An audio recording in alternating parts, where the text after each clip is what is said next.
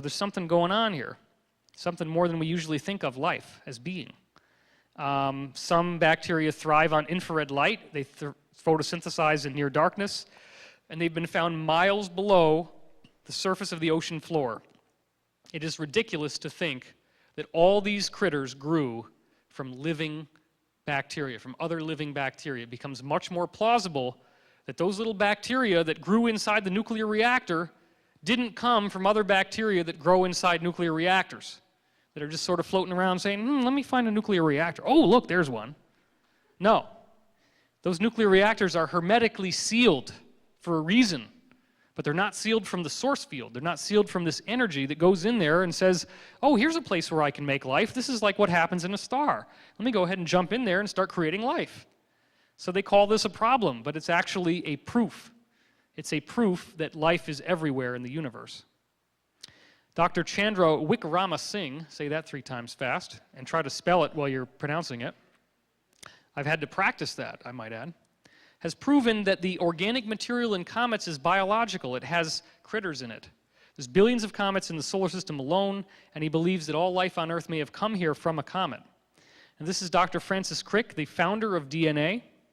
And what he shows us is that it's way too complex to have evolved by random chance.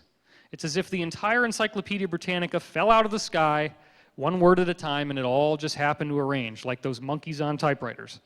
That's the kind of logical idiocy that it is involved to try to say that DNA is a Darwinian mutation from random accidents. And this is the guy that co-founded DNA with Dr. Francis Crick. Okay? Or he is Dr. What am I saying? There's Watson and Crick. 99, here's his biggest discovery. Now, this is the same guy that discovered DNA. Why isn't this as popular as his other discovery? He looks at all the dust in a line of sight between where we are on Earth and the center of the galaxy, and all of it looks just like bacteria in its heat signature and its light signature. Exactly the same. It is bacteria. So this is Howard Hughes' worst nightmare. Space is filled with germs. Don't go to space if you're a germaphobe. Even the mainstream media is saying space that creates human life found in another solar system. Well, we know that space has these source field differences. There's a source field energy in space that you don't see here on Earth.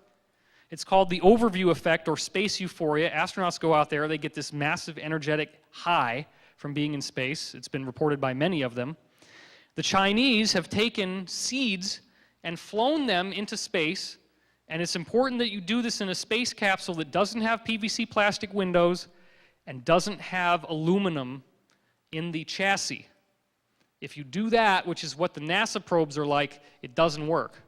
It won't work. If you have any PVC plastic at any point over the windows, they're not going to do this. And if you have aluminum in the body of the thing, it's not going to work. But the Chinese built one that didn't do it that way. And what happens is, they send these seeds out into space, and remember what I said about the Great Pyramid, or the pyramids built by the Russians? They tossed the seeds in, and what happened to the seeds? 400% more productive seeds, 400% bigger plants. Would you like to see the kind of crops that the Chinese were growing when they just flew the seeds into space? Let's go for it. Bang! There's your pumpkin. That's the only thing they've done is grow it hydroponically, and regular hydroponic pumpkins don't do this. This is a space pumpkin. That's the only thing they did is fly it in space. It's the mystery of the great pumpkin from space.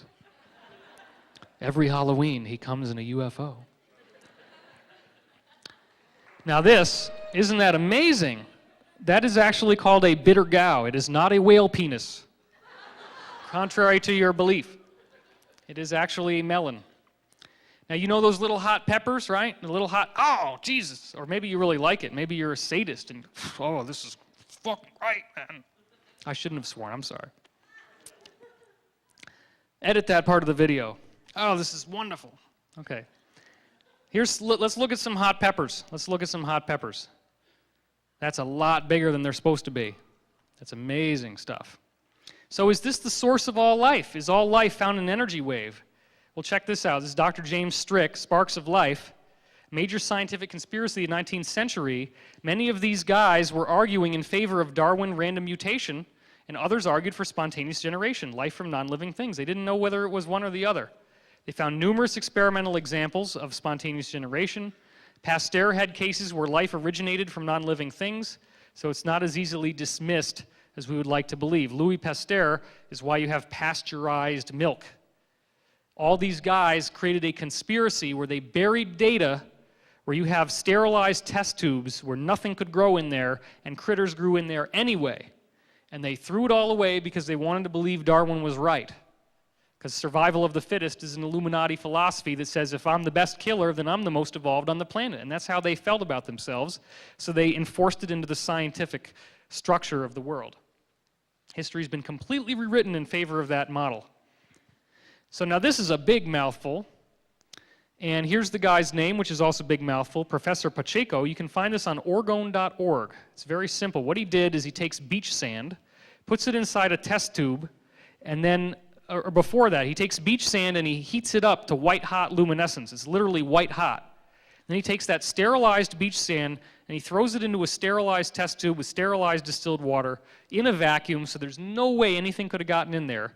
5 days later, this scum has grown on top of the test tube. He scrapes it off and looks at it under a microscope. Would you like to see some of the little things that he saw in there? Let's go for it. This is the first one. It looks like a little brain. Here's something that looks like it might be part of perhaps a sea vegetable, like one of the leaves broke off when he put it under the microscope. Let's look up close on that little guy and tell me if you think this is biological. Where did his DNA come from? All that was sand. There was nothing else in there. He sterilized the sand, sterilized the water, sterilized the air, and yet this little critter grew in there. And that's just one part of a bigger plant. There's other pictures where you see the plant. Here's another one that looks like a red blood cell. Here's one that looks like a white blood cell or a leukocyte. But here comes, drum roll please, the bomb diggity. This little guy probably has 20 to 30,000 genes, which is about the same as you. It's similar to little roundworms and stuff. This guy has a very complex DNA structure because he has a defense system, he has a head, he has a mouth, he probably excretes out here somewhere, which is too much information. But there he is. Where did his DNA come from? His DNA is in space. It's everywhere. The DNA wave says, oh, this is the silica basis of sand. I need to build little sea creatures in this stuff. Just like when it's inside the nuclear reactor, it says, oh, this is radioactive. I need to build radioactive bacteria in here. Life is being created everywhere it goes. But it even goes beyond that. Now, this really blew me away. Check this out. National Geographic, February 15th, 2009, found identical species at the North and South poles, but only at the poles. That's the only place you find them. They tried to explain it as maybe they're ships that go from the South Pole to the North Pole. They analyzed every single ship in the world. None of them do this at all. So, they found 235 different species that are identical at both poles. They were startled. They didn't know what the heck was going on. This includes whales, worms, and crustaceans. Very weird crustaceans, as you're about to see.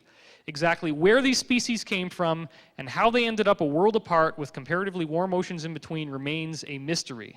So they don't know what the heck these guys are, how they got there, they don't have any idea. Would you like to see some of these creatures that emerged directly from the consciousness field? Let's go for it. They're very strange looking things. This is called Limacia helicina. It's this very strange, it looks kind of like a snail, but it's got these fans on it like a squid. It's a very weird looking thing. This is called Silone limacina, another very strange looking little creature. This one is Gaetanus bravispinus. This is a crustacean of some kind. And lastly, you have Mimonectes sphericus, and he's got a really nasty looking defense system up front, doesn't he? He's a little badass. But he's out there doing his thing, and guess what created him? The consciousness of the earth spontaneously generates these little guys at both poles. There is no conduit of seawater going from North to South Pole. He would have burned up on the way through the core. Think about it. The reason why he's there is because the field generates him, because he is supposed to be there because the earth makes him.